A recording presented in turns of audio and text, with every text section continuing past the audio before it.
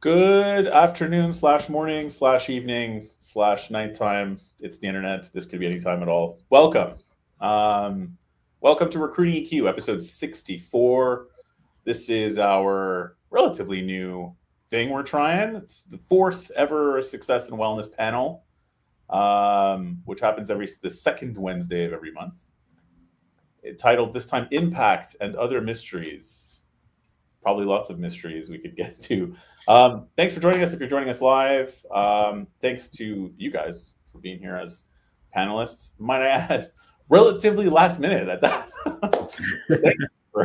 Thank you for that. Rick's like, what are you doing in 5 minutes? Yeah, exactly. You want to go live? You want to go live to a podcast? I'll be on the internet forever. All prep necessary.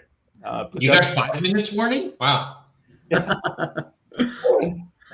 10 minutes. Yeah. I was generous. Well, yeah. Thanks, guys. I mean, I guess let's go around the room, and if you'd like to introduce yourself and a little bit about what you do. Starting with Brian. Hey guys, I'm Brian Gabay. I run a boutique recruiting agency called BSA. We specialize in PR and marketing. Earlier this year, I launched a scheduling platform called Arrange, looking to solve a big problem in our industry when it comes to scheduling, the back and forth, the manual activity between clients and candidates. So Arrange is a brilliant solve for something that's been very problematic in the recruiting industry. Thanks, Brian. Yeah. Let's go next. Hey, my name is Jeff Gottlieb. Been in the staffing industry for about 20 years on the exec side. Recently left my role and primarily working on tech, but have worked many lines of business. So enjoying some free time right now. Awesome. I'm Rich Kelleher. I just joined a boutique agency based in New England called Casey Dell. Definitely a little different lines of business, but I mostly focus on the marketing and advertising space. Awesome. I have so many questions for all three of you about all this stuff. So it's also just a way to catch up all together and meet each other, right? Isn't that good? It's funny. Rick, I will say that the minute you said that it's going to be on the internet forever, I'm like, No pressure. Wait, it's going to be on the internet forever? Yeah, I know. It's easy to forget that that's how the internet works, right? It's like proof of your opinion forever. But we won't hold you to it. No, so this Success and Wellness panel came into being, just to give a bit of context, because I have a lot of conversations, right, with people, like as a rec to rec, I'm recruiting my peers, right? So it's weird, like, it's conversations I've had with people like yourselves and just, whatever. We're all sort of in the same boat. So the kinds of conversations I have every day, whether it's owners of agencies or people who are in the field, they're sort of different, right, than if I was recruiting for something that I myself wasn't also doing. So there's a lot of sharing around about, what people want, what their goals are. Like, really, it gets really personal. And I feel like a lot of people will talk about two things. One is, how to be successful, or how they got successful, or what can they do to be more successful, right? And then, of course, there's just the burnout that people have been experiencing, the up and down market, how do you we got to be on all the time in our line of business. It's tiring in a good market. But when you don't know what the outcome is going to be, like that short and long-term stress, these things come up often. So I thought it would be good to even just have a bit of a powwow, or even like a group therapy session in public about this kind of stuff. How are you guys feeling about maybe the relationship even between wellness, continued wellness, and success, given the kind of challenges like that you might be facing right now? Sure. I'll go first. I'll volunteer. It's no secret, the recruiting landscape in general, the market, everything that's going on in the world has definitely been kind of affecting, our business and our industry in a whole. I think a lot of people that used to hire like crazy and spend so much money on recruiting fees without the care in the world or thought in the world are now a little bit hesitant. They're looking to find talent organically on their own, given there's been a lot of layoffs in the industry. it's very known that there's a lot of great candidates on the market right now that are out of work, so kind of like scooping them up on their own and to avoid these recruiting fees is definitely something from at least what I've been seeing is something that, the go-to approach versus kind of relying on the external, help. So it's definitely been, affecting everyone. I speak to also I've been speaking to a lot of recruiters, through Arrange as well in the recent months. And Right. I'm hearing very similar stories. And, it seems like we're all in the same kind of boat right now. And it's tough, it's not easy, but you gotta just like anything, right? We've dealt with stuff like during COVID, and, we've been through these types of hardships. You gotta just wake up every day, not to sound like a positive genie over here, but seriously, you gotta wake up every day and see what you can create. If you can create one positive thing a day, that'll be great. Whether it's a new connection, a new relationship, or whatever it is, just make sure you end the day with some sort of positivity. You got to create things, especially when it's so challenging. You got to think outside the box, and thank God we got AI, right? AI has been so helpful, and whoever says they don't use it is lying. And if everyone, uses it, but it's really, it's kind of like easy to detect now. You have to make sure you know how to use it, because if you don't know how to use it, you're going to get caught pretty easily. So just sum it up. You gotta make sure you're, keeping things positive and, stay on track. You can't fall off. You gotta stay in the lane, positive lane. Yeah. Keeping that morale up is hard. So important. So important. Jeff, Yeah. Rick, you guys? I'll talk about that from the angle of leadership and working with teams of recruiters and sales folks. I mean, listen, what we do, it's high pressure, it's high output. A lot of times it can be low recognition. Recruiting is almost like the mail. The mail's not all, you never reach a finish line. The mail isn't just, hey, we've delivered all the mail, we're done here. Like it never ends. You're always, as soon as you have a win, you're on to the next thing. So, you're working with recruiters that are juggling metrics, client demands, candidate expectations, different personalities. I think coming from a place of positivity, celebrating the wins constantly, even the small wins, can have a really big impact on your people. I really like to make it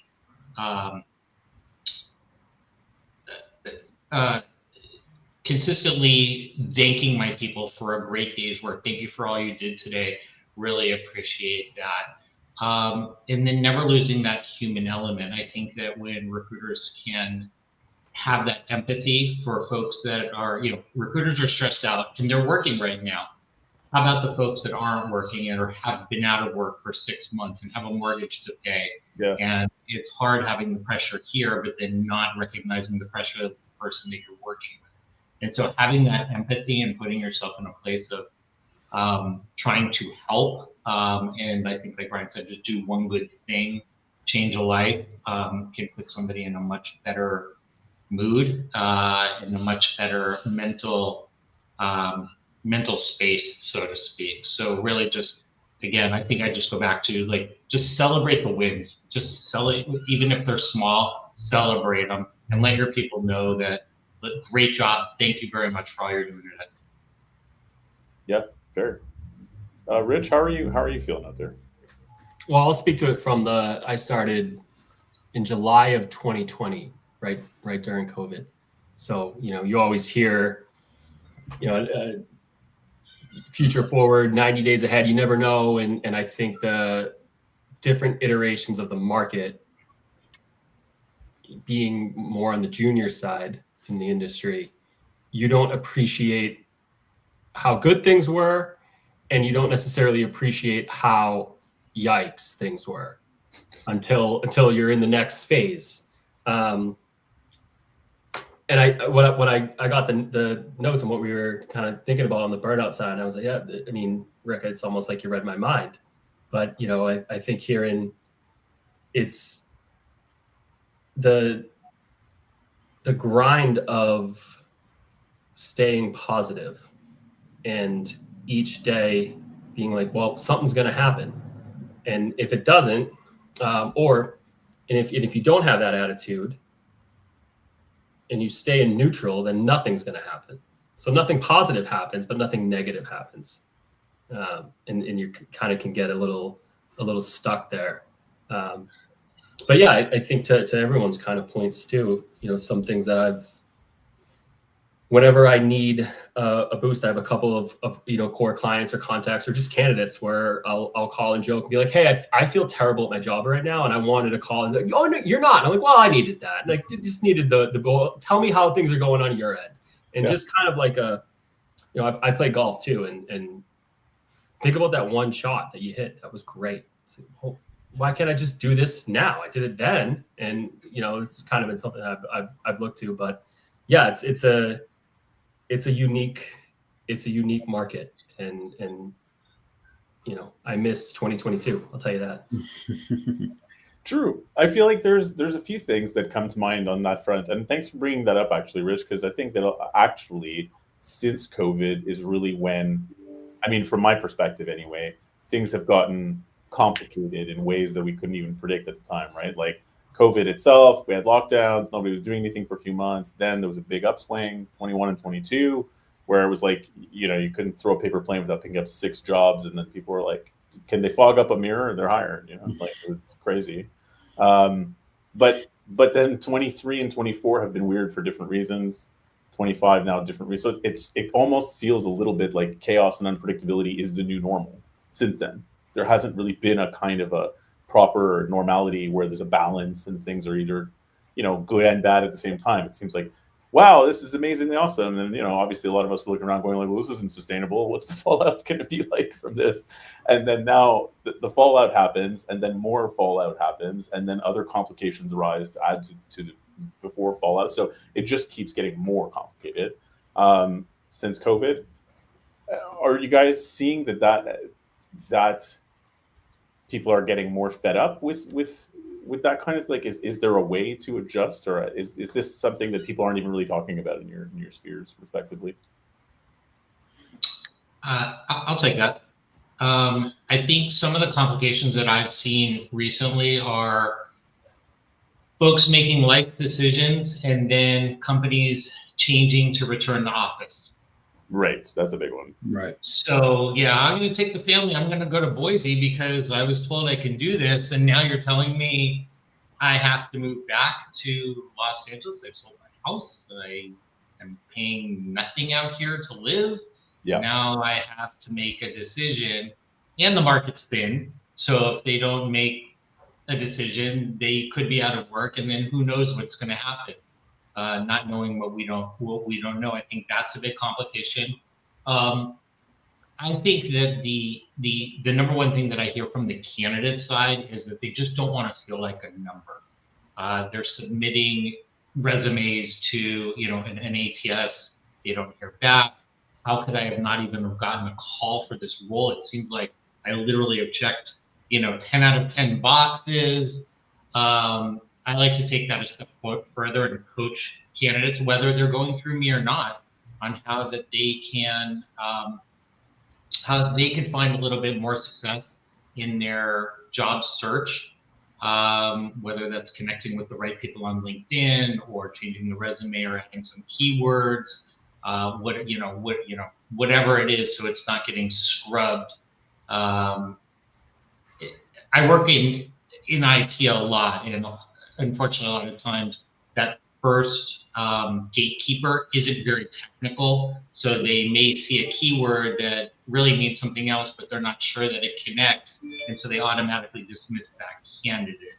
And so we do see that a lot as well. So in the IT space, that can be very frustrating. I want to bring up a quick positive, what I just recently saw from one of my clients doing. Like we do a lot of recruiting in PR and marketing. So there tends to be a pretty lengthy writing assignment phase throughout the interview process. And I've seen a lot of candidates get burned out from this process in terms of, all right, well, they want me to create this whole presentation deck. It's going to take me hours. You know, how many people are in the same process as me? And, you know, it's not even guaranteed I'm going to get the job, blah, blah, blah. So totally get it. Very valid argument. And I just recently saw one of my clients actually offer, if they don't get the job, to offer them some sort of like payment or gift card or whatever it is in return in case it doesn't work out. And I've never seen anyone do that. And I recently saw it and it really stood out to me. And I'm kind of like, as I speak to clients, I'm actually recommending they do something like this, because a lot of candidates also feel like, you know, and companies might use them to just kind of do this work and not hire them and get free ideas and whatnot. So one that I figured that could be something interesting just to kind of highlight and share in case you're also, you know, tend to go through like writing assignments phases with your clients. It could be something that people don't really think about, you know, and so it was really cool and interesting to see. So just wanted to share that. And out of curiosity, Brian, on that topic, you don't have to share this if you don't want to necessarily, but like, was it a grand gesture? Because I mean, some people have said like, oh, I need to be paid hourly for my time to do this job interview process. That I find is a little unrealistic, but was it just sort of a token and it stood out as being like, well, at least they're acknowledging my time? Or was it, or are we talking about like a $50, $100? No, it was around like $250, which honestly, I think that's pretty reasonable, you know, given No, it's great. Yeah, I mean, just something. Most people don't even offer anything. So no, at all, for sure. Absolutely. You know, it just kind of like compensate them for their time and effort if they don't actually end up getting the job. So I thought that was really nice. Hey, even $100 would be okay. I feel like they can get away with anything. So if they're offering something, it's better than nothing, you know? Yeah, it's almost psychological at that point, though, right? It's like they're acknowledging, hey, we're this is an ask. Just being acknowledged in that way, like here's something to compensate for your ask as a gesture, probably lands better than, as long as it's not $5, you know, like here's a coffee, like that'd be insulting maybe. Well, it was $5 first, and I said you gotta up that. Okay, fine. Here's $250. That was their second. Yeah, here's $250. Here's $1 million. All right, cool. I'll take it. Rick, how about you, man? Well, that kind of made me think about. There's been, or my strategy. I think for PR and comms, it makes sense. Because if it's a writing job, let's produce the writing prompts. Sure. In the ad agency side, like client services, yes. But you know, if you can't suss out someone's personality and if they could be able to connect with clients, but whenever it comes to presentations, I've always just gone with, here it is. Yeah, I know. Trust me, I don't want you to do it either because it's more time. And I get it. I understand. Well, and to your point, Brian, what do you think about where I am? I don't know. Right. You know, but what I try to offer is, do you need someone to proofread it? Do you want to work through it? You know, how can I, if you're working, at least in the ad agency previously and before recruiting, you know, and someone told me once, if the creative team's here on the weekends, the entire agency should be as well, because if they're working, everyone should be working. And that always kind of stuck with me. So I go with, hey, we're in this together. And I also don't want this to happen either. So collectively, I kind of leave it. Do you want to move forward or not? And that's been helpful, I think, from just I don't even know if it's transparency, but it's, you know, I don't like this either. Yeah, you level with them. You kind of like feel like a mutual alignment, and they feel comfortable, and they're kind of like you're kind of like their, you know, their partner, not someone just pushing them to get a job so you can make commission off them. You know what I mean? And that's really, really important. You know, that's how you stand out. The good recruiters and the bad recruiters, in my opinion. You know. Yeah, that human touch, right? Like, I mean, you're just being like one human being to another, right? Like acknowledging the truth, even just acknowledging, yeah, this kind of sucks, and I appreciate that too. You know what I mean? Often goes a long way. Right.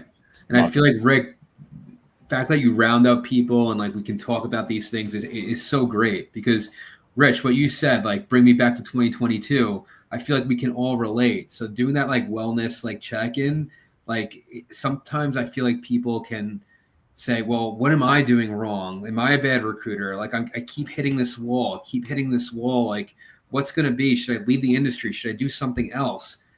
I can't really take things as personal, because sometimes, you know, when the market is like this, you know, no matter what you do and how good you are, you're going to hit these walls just given the landscape, you know, so can't be too hard on yourself. You can work every day to get better and be the best version of yourself. But, you know, ultimately some things you just can't control. And it's good, Rick, that we can all speak about this, because we're all, I feel like, aligned and, you know, are experiencing similar things given the time, you know, the time that.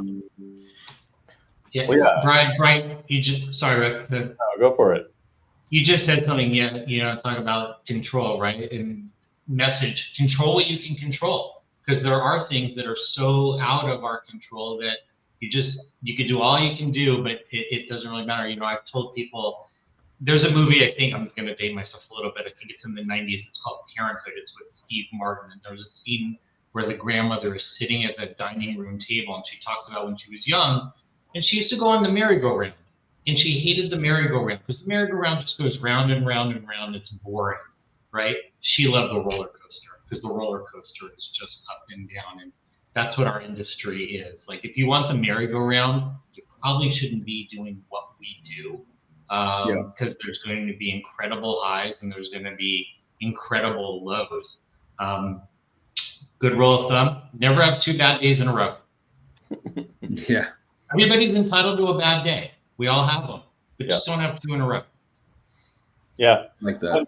You brought up something interesting there, Jeff, too, which in a much earlier episode of this, Julie Robinson, who owns Raymond George, who's also on these occasionally, brought up the point that it's like, in order to know if you're a good fit for staffing or for whatever it is that you're doing, though, you also need to have been honest with yourself about what you are like, right? And who you are as a person. So there's a bit of soul searching there too. I think a lot of times we feel pressure to try to put ourselves in a certain box and be a certain type of way and be like, oh, I just need to buck up and have more grit, and it's okay that I'm miserable every day doing this thing. Like, you kind of should really soul search and be like, am I just not doing the right thing? Like, is this just not a fit for me? Could I be doing something else that would make me a lot happier instead of being miserable every day if you're miserable? Which unfortunately seems, somewhat popular, sadly. Do you guys feel the same thing out there? Like, where you see that either it's just not a fit or that people really aren't maybe honest with themselves, or seeing what you're seeing, that you're like, maybe this just isn't for you in some way, whether it's staffing or something else? Well, Yes. Go ahead, Rick. Yeah, I'll go to a recruiter job very similar to sales, obviously. But if I've worked on a sales position or a candidate referral, and it's someone that I know, or and I kind of, it's nothing about their background. It's personality based, and what I've found to be successful in that is kind of share my highs and lows, or wins or losses. Or, I used the example yesterday. I tried to call a new prospect and got the fax number on their Google, so I just looked down quickly, found the next number. We're in the same space. It's a different company. It's their competitor. And I'm like, oh, you have this type of job? No, we don't. Well, someone's, name the company, and he goes, well, call them then. Yeah, that's on me. And I shared that. And the person I was talking to was, what'd you do? What do you mean? Next. And the only way that I can describe is, if that would ruin your day. Yeah. And you're horrified by like the office level cringe of like, or when I first started, God bless this guy, I called a recruiting agency. I think everyone's done that when they're, a couple weeks in or whatever. And so he was like, so let me get this straight. And I didn't know anything, when you're starting, imposter syndrome, the whole nine, but I knew I was in trouble. He goes, you're calling a staffing, are you new? And I went, yeah. And I kind of we're in the office and everything, and I was like, yeah, just, all right, man, listen. Yeah. We all do it. It's all good. So just say, hey, thanks so much for the time. I appreciate it. I'll call you right back, or I'll call you soon or whatever. And I went, hey, thanks so much for the time. I appreciate it. And thank you so much. And I hung up. And I think I deviated from the point, but it's important to really give someone, here's what this job is. And it's not a product. It's not a service. You're working with human beings who are unpredictable, and you can do everything right and be still, well, you're not wrong, but it's not helping your bottom line of profitability because they made a different decision, or, and it kind of accept those losses, learn from it, and move on. But yeah, the kicks in the teeth, so to speak, it's tough. There's something that I find interesting about the examples that you brought up, though, Rich, which is that I think, yes, if that's going to ruin your day, then that's terrible. It's probably not the right job for you. But also, in both of those examples, it's the way that you handled it, which is that you were just honest with the person, and it turns out that it was a pretty nice outcome. Yeah. I think that's key. I think that, like, pushing through the short-term stress of, oh man, I just made this mistake, and just owning up to it immediately, or, you know what I mean? Communicating that with the other person takes you to just being like two human beings.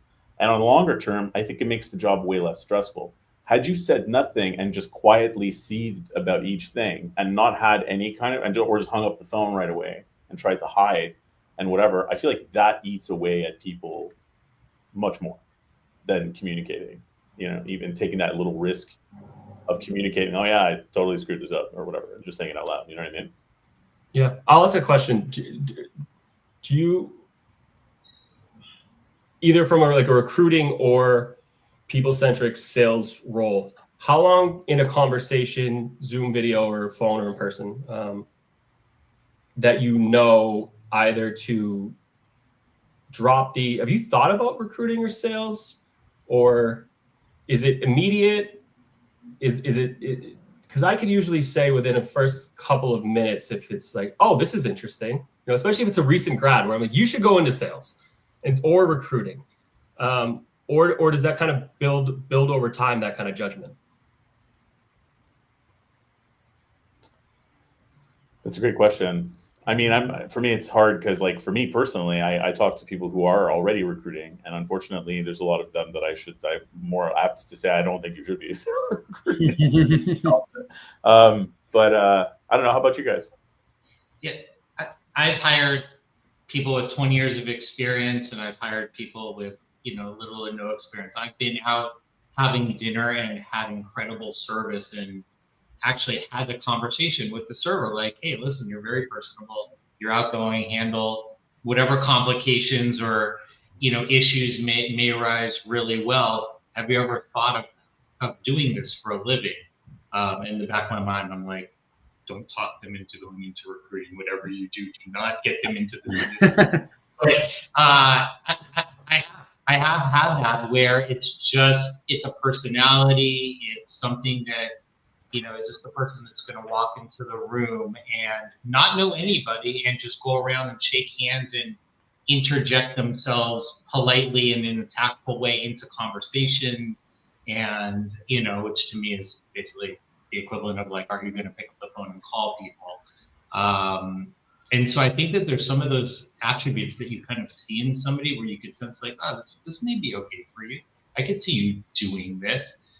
I think it's interesting now because when I started in this, it seemed like everybody just fell into this industry. Nobody started out and said, oh, this is what I want to do. We just kind of fell into this for one way or another. And I think now we see more and more people proactively actually pursuing a career in recruiting or talent acquisition for what, and I think that that's interesting change that's happened over the past probably 5 years, in my opinion.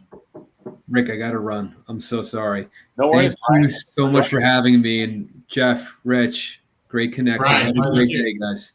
If you're in recruiting, go check out Arrange. Yes, definitely. Have a great day. Take care. Thank you. I agree with you, Jeff, on your point of saying that there are more people who choose recruiting now, certainly because of the nature of Raymond George having initiated in the UK and still having UK ties. I do see that it's much more of a thing in Europe than it is here. That some people are like, yeah, my cousin, father, whatever, college roommate was in recruiting, and so I want to go into it too, kind of thing, like fresh out of college or whatever. Yeah. Can I ask, where does that come from? Because the British recruiters are unbelievable. Yeah, It's like the accent. Is it the it's like the John Oliver effect? Like, is it the accent? Yeah, they just sound polished. It's exquisite. Yeah, it helps. Doesn't hurt at all.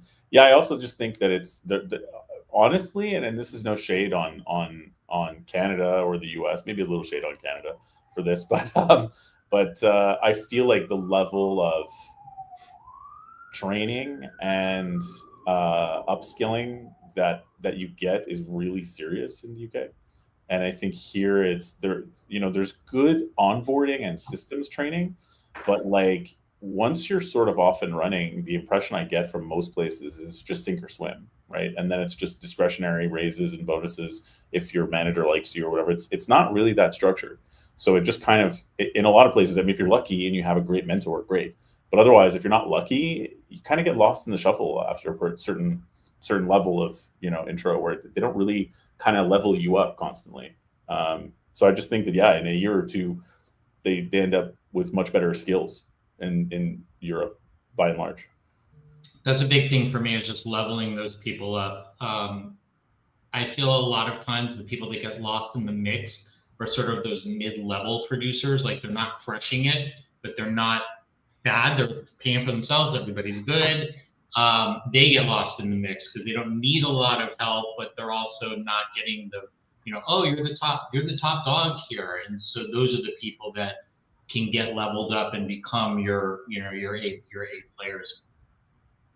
But I agree with you. There's a lot of places that there isn't. It lacks structure. It lacks like, hey, here it is. We'll give you some 90-day boot camp, and then what happens after that? Yeah. Well, that's a good segue into the impact topic, for example. Like I talked to a lot of people, and when they say, like, one of the things they list that they're really looking for, usually they say, can I work fully remotely? That's the big one, right? Everybody wants to work fully remotely if they aren't already, and a lot of people aren't. The next one is what I hear often, more than more money or anything like that, is that they're burnt out on their job or on staffing in general, perhaps because they feel like they want to go somewhere that has more impact. They want to feel like they have more of an impact. What does that mean? Because it kind of reminds me of the recent graduate. When I asked them what they want to do, I want to join an organization where I want to learn, develop my skills, and contribute. And I said, okay, awesome, love that. Higher ed taught you that. What do you want to do? What does that mean to you? Yeah, exactly. That was the big question mark, Like, and where do you think? And I know you're rep to rec, but where does that word come from? If you're finding that the theme, what does that mean for the state of where the industry is now? And I'm curious from your end, how do you navigate that in a conversation? Do you just ask point blank, like, what does that mean to you? Or I've had to, and just to your point, Rich, I've had to, and I get different answers from different people. So I do think that it's not just an empty phrase. I think that people do mean something when they say it. They have something in mind, but it's not obvious. And I'm happy to share some of the answers that I've gotten as well. But I'd also love your thoughts on this, Jeff. But I feel like when I do ask and they do answer, it's not obvious to me. But what is interesting is that when you look up online, which I just did, and I shared this with you guys, this is just a straight Google search on depression and burnout, et cetera, and impact and the relationship between the two. Because I saw a couple of articles along the way relating the two, but a lack of perceived impact where an individual feels their efforts are not valued or have little consequence can indeed contribute to both depression and burnout, two separate things. So if a common thing that people are saying they want, regardless of what it means to them, is impact, and a lack of impact is one of the big contributors to depression and burnout, that doesn't sound good, right? I mean, the correlation there is just like they're missing something that gives them that sense that there's purpose behind what it is that they're doing every day, which I think is a very big potential problem of where the industry is now, Rich, to your point, right? Like, Jeff, how do you feel about that? I think you sort of nailed it when you said you just point blank ask them. Yeah. I think that is a great way to lay it up to get a better understanding. Because you're right, it means different things to different people. It's like when somebody says like, "Oh, what are you looking for your next role?" and they say work-life balance. That could mean anything to anybody. That could mean I want to leave my job at 3:00 to go coach my kids' baseball team. It could mean I just don't want to work 80 hours a week. Who knows? So sort of that same thing. How would you like to make an impact? How do you see yourself making an impact? And then I think road mapping out, like we just sort of talked about, is how do you level them up? How do you road map out from taking them from day one to year one so they can make the most impact and they can get the gratification from the role that they're actually looking for? But they also have to be willing to then put in the effort to get those results. If you want to make impact, here's kind of what it's going to take. And so I think a lot of folks maybe look at, they just want the results without having to put in all of that effort to be able to make that how they want to get there. And so sitting down, doing one-on-ones, doing reviews, reviewing calls, looking at all the tools that we have at our disposal to make somebody better is great. You could lead them to water, but they've also got to want it on their own. And then that's something you could talk about 6 months down the line. Listen, when we first met, when we first talked, and during your onboarding, we talked about wanting to make an impact. We talked about how we're going to get there. This is what it looked like. How do you feel about all of this? So I think those constant check-ins and having real conversations. This is where that sort of that mentorship and that no filtered conversations have to happen always. Like, why can't we just have a real conversation? You're not happy, or you feel like you're not getting the return on investment that you feel like you should be. Let's talk about that and figure out why. Let's work together. There's no reason not to have that conversation. Well, so you said a couple of, I mean, I love everything you said there, Jeff, but there's a couple of things in there that I find very apt for what the results of me asking people, what do you mean by that, are. And the reason why so like, there's often a catch-22. Usually they're saying that people are saying to me that they want to have more impact because they feel burnt out, is what it is, right? And example is I'd like to go in-house to a company, like from agency to a company that I really believe in their product. So they're talking about believing in it. So it implies they don't believe in their current service, right? Implicit to that, which is not a great look. Then they also are saying, but I mean, like, it's possible, right? But that in-house they fantasize is going to be something that they can believe in, which of course in-house, that's so broad. Like, I mean, there's a zillion different kinds of companies and cultures and whatever, right? But they fantasize that agency is the difficulty. In-house is somehow going to be something where you have more chance of believing in a product or a service that is not related to recruitment. But weirdly enough, the catch-22 there is, well, then if you're a TA person in a company that doesn't do recruitment, you actually have, in a way, less impact on their business model, their value proposition, right? You're kind of an add-on that supports. But so you've removed yourself back a layer from having impact in what the company does on paper. So it opens up this idea that it's like, if you have bigger impact in a company, there's probably more decision-making or pressure or whatever involved, because that's what impact is in a company, right? So there might be more on a short-term level, might be more pressure on a decision-to-decision basis. But then in doing that and leaning into that difficulty, that potential short-term stress, you're taking away the long-term stress that's eating at you of feeling like you don't have an impact and you don't matter. But it seems like people have difficulty connecting those two ideas, right? It's like, I'm burnt out now. I want to do something that's less stressful, but I also want to feel like I have more purpose in what I'm doing. So it's a confusing sort of state to be in. Go ahead, Jeff. Agreed. And I think if you're gonna, if you want to make impact people's lives, impact your clients, impact your candidates' lives, if you can do that, you should feel that you're doing that. You should get a sense of self-gratification if you're impacting others' lives. That's sort of the way I've always thought about it.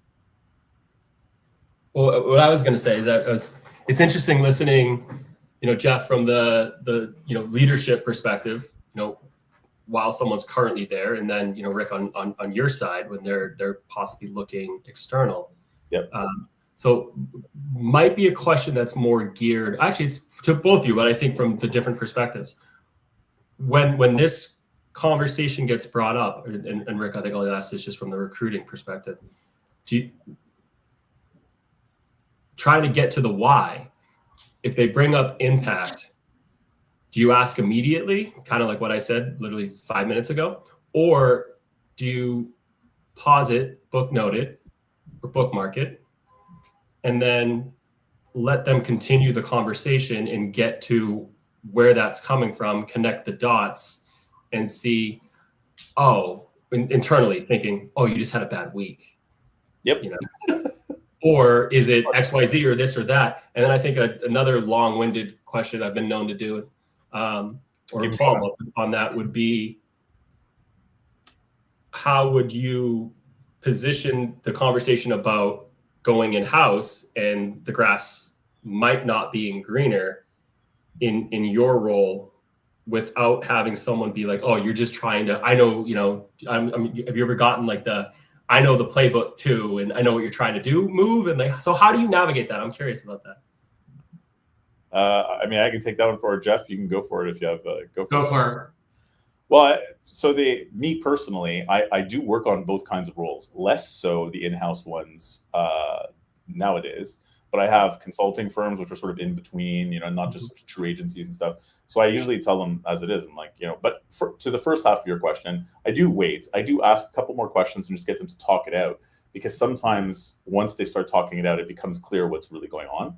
And it is, so in my head, I'm trying to be like, what can fix these problems, right? These things that you're having, and what are potential solutions that are paths for you?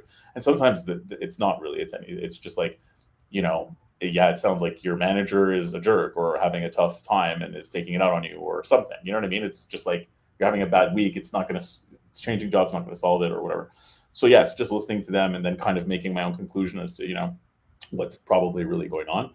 But then I'll often just offer up and say, like, I have less jobs in-house. I'm happy to wait and just call you when I have them. These are the kinds I've had. These are some of the clients. So I'll give, because it's true. And then I'll usually throw out there, I'm like, I've helped people go to in-house before. A lot of them have called me back because it's not the same as it was before. Now it's that people are demanding agency level intensity and, deliverables and hours, and there's just no commission. So it's kind of like working for one really demanding client that you cannot fire, right, without becoming unemployed.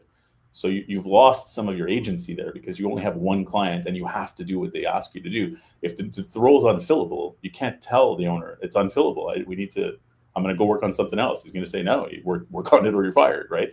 So there are, factors there. So yeah, that's it. And I usually give it in a balanced way and say, like, but if you want me to wait for an environment that's not like that, I'm happy to do that too.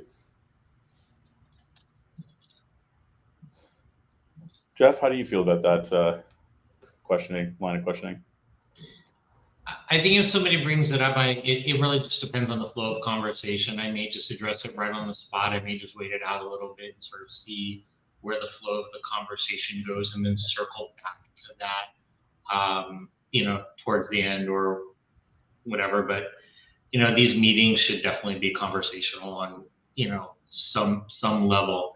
I have had people work for me that have gone in-house and then later wanted to come back, to the agency. Right now, there are a lot of people, unfortunately, that are in-house that were laid off or let go during, hiring freezes, because if they're not, if people aren't hiring, they don't need talent acquisition. So that's always a little bit scary in that regard. But I think Rick said it best. That's your one client, so you're kind of stuck with them. If you don't like them, you can't do it. Where on the agency side, like, you don't have a client. I mean, you could decide to go your separate ways. Of course, I love all my clients, And but so, you can go your separate ways and you just go find another client. So it is what it is. But having those real conversations is really important. It's a great question, Rich. Jeff, I know you're kind of short on time, and we only have you for a little bit more. I wanted to throw out one of the comments that we had from one of the listeners was, what are the key things that the guests on the panel guests look for when hiring a new employee that would suggest a potential new hire would have an impact on your organization? So kind of flipping it. Like, how do you spot a guy or gal or what have you that is going to have an impact on your organization? Yeah, I think there's the intangibles piece that you sort of can't teach, and to me, that's the work ethic part. Like, are you going to show up every single day? Is there going to be a lot of external issues that we're going to have to sort of overcome, which is okay. Listen, people have lives. I think that's important. But are you going to show up ready to go every single day? How do you take suggestions or even constructive criticism? During interviews, I'll even give somebody. So one of the things I like to do a role play with somebody. My favorite role play is, I'm going to be a candidate. You're going to call me. You're going to cold call me. I sent you a resume for a role. Let's just go from there. And then I'm going to have to charge more than $250 for that gift card to get the role play. Yeah. Yeah, that's right. Well, it's just a very quick, it's a 2-minute, ring, ring. Hey, this is Jeff, and they just sort of go into it. And then I give my feedback, and then I do another call with them to see if they've taken my feedback and applied what I've done. So, like, are they willing to learn? Are they willing to sort of listen and take some of that, or at least have conversation as to the why? Are they curious? I think the people that are empathetic, the people that look at others as people. One of the questions I get asked all the time is, AI going to replace this industry? And I always say no, because that human factor is so key in what we do. I don't think we'll ever be replaced. I think AI could certainly help us along, but besides that, other things that I look for is, like, what do they want to do? What do they want to grow? And, like, sort of the why. Why do they want to be in this industry? Why would you choose this industry? What we do, let's be honest, we're helping people. We're helping people, and we're helping companies. It's very admirable. I sleep well at night knowing that we're doing that. But it's sales. Let's just be honest. It's sales. So are you somebody that can handle a lot of rejection? Are you going to allow yourself to make mistakes and then learn from those mistakes, or learn from the mistakes of others? Rich told a great story earlier. Called an agency. We've all done it, right? Laughed it off. Moved on. So I think you have to have some thick skin, and I think that. I don't want to say a people person, such a bad thing to say, but do you generally like people? Or are you really just an introvert? I don't think this is for great. If you're an extroverted introvert, you could get away with it. But I think our industry is for extroverted folks. Introverted extrovert.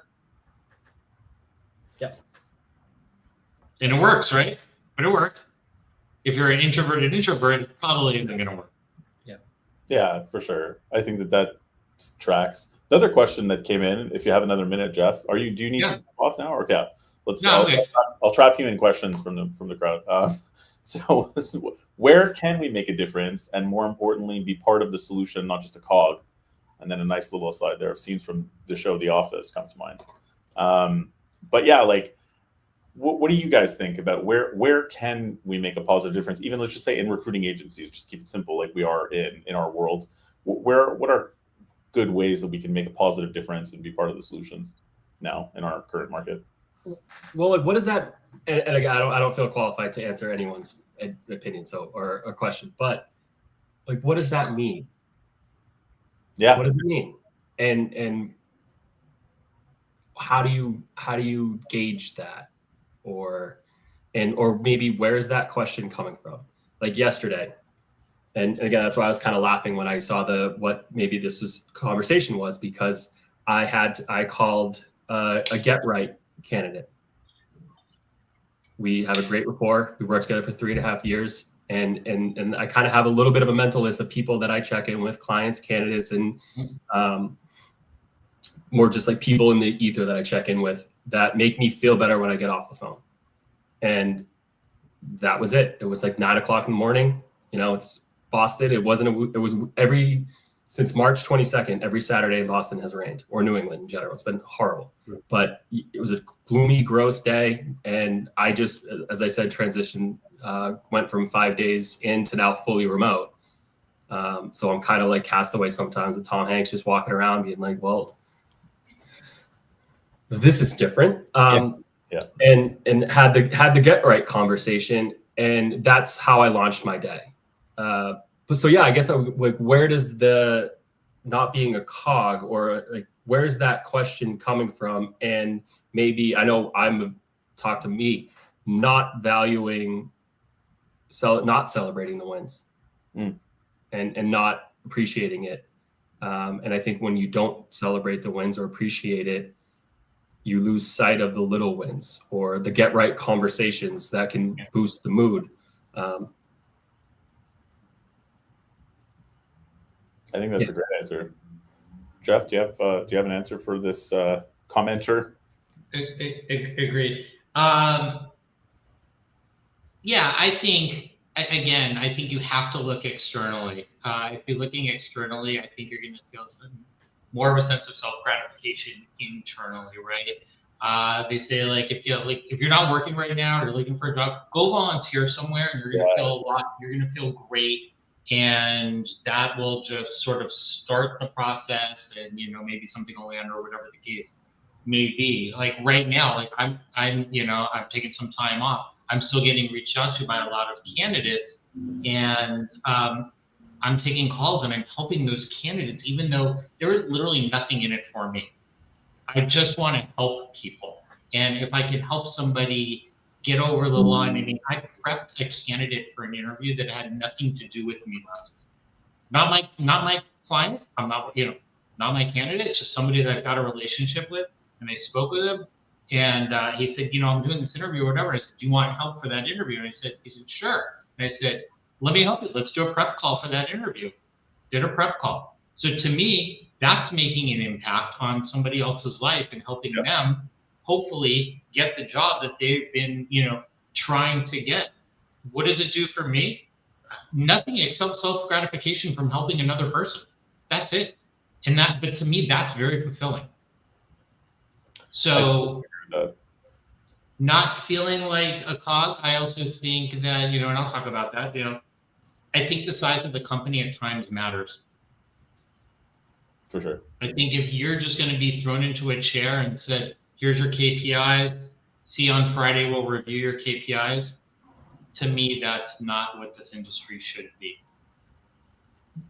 And so people that tend to have to live by those rules tend to feel like a cog in the machine versus being able to make, an impact. I tell people, come to me with suggestions. If you have ideas, is there something the database doesn't do that you would like to see?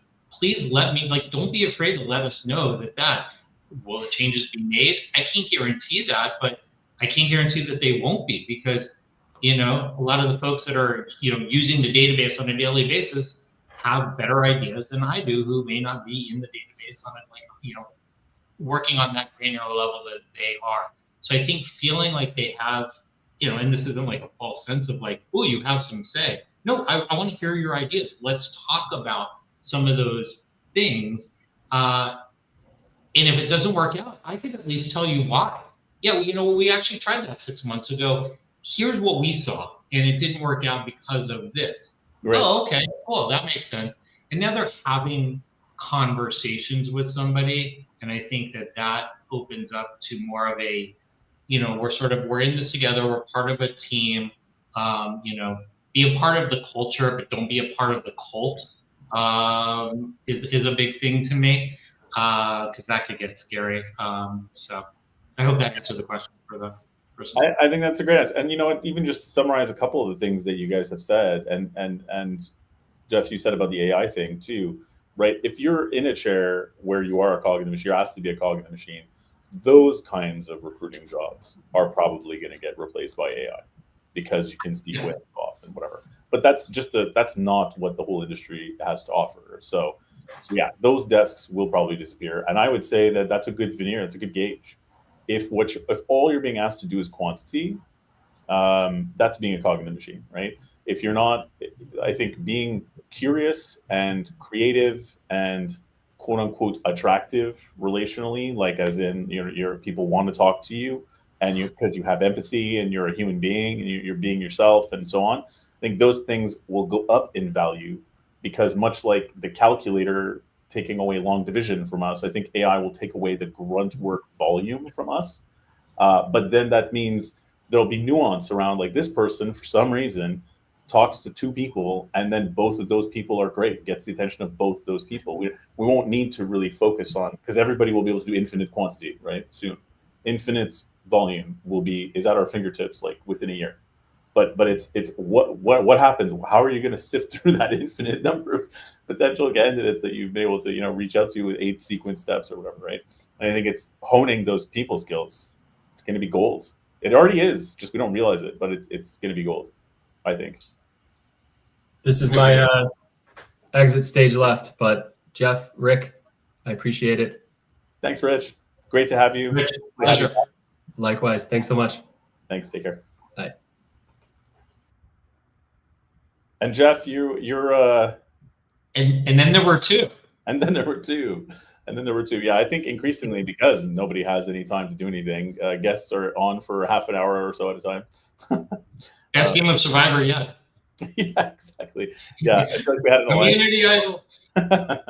We must have had an alliance the whole time. That's what it is.